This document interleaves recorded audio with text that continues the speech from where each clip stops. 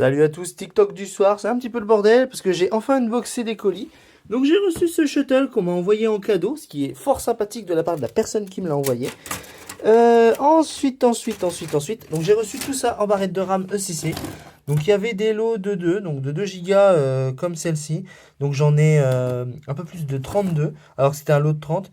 Et j'ai reçu des petites barrettes de RAM comme ça, donc pareil, 1 giga, 2 gigas sur un autre lot.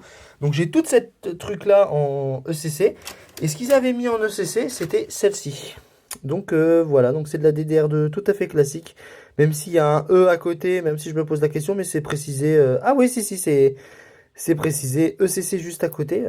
Pourtant, il n'y a pas de microcontrôleur qui me dit que c'est de la ECC. Après, peut-être que certaines barrettes de RAM sont exemptées de ce genre de truc. Alors, il faudrait que je regarde sur une DDR2 classique comment on peut les différencier. Mais donc, voilà ce que j'ai reçu, hein, de la DDR2 ECC pour pas mal de serveurs que j'ai en stock dans mon local.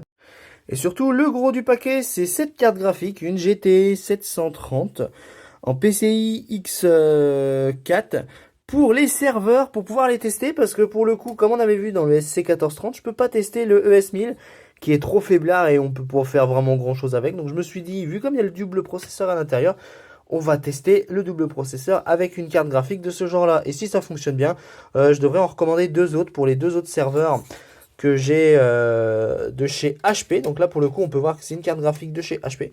Donc voilà, donc en résumé, j'en ai eu pour une quarantaine d'euros d'occasion sur le bon coin, juste pour ça. La machine ici, c'était un cadeau. J'ai voulu essayer, mais rien ne démarre. Donc je pense qu'il ne doit pas y avoir de processeur à l'intérieur. Donc je vais regarder ça. Mais c'est déjà positif un petit peu de tout ça, hein. J'ai de la RAM ici qui va servir pour les serveurs que j'ai. Ça pourrait me permettre aussi de m'en débarrasser un petit peu. Parce que tous ces serveurs, je risque pas de m'en servir à grand chose. Donc j'ai investi un peu d'argent pour ces serveurs-là. Donc voilà. Donc la prochaine fois, je sais pas ce que je vais essayer. Donc je pense que je vais revenir sur les serveurs pour finir un petit peu les serveurs. Mais avant tout, je vais regarder les ECC par rapport à la DDR2 en fait.